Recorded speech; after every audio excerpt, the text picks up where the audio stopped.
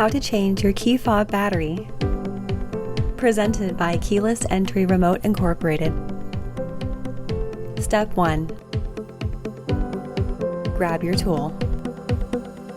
You can use anything this size. Step 2. Pry the fob open.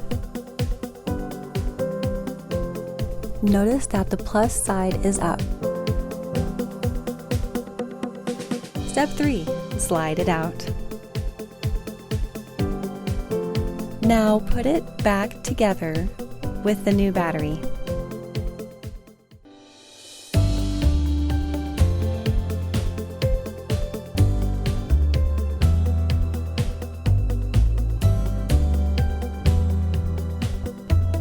If you found this video helpful, please like and subscribe. That way, next time you need a new key fob, you'll know where to go. Keyless Entry Remote Incorporated. From purchase to programming, we're here for you.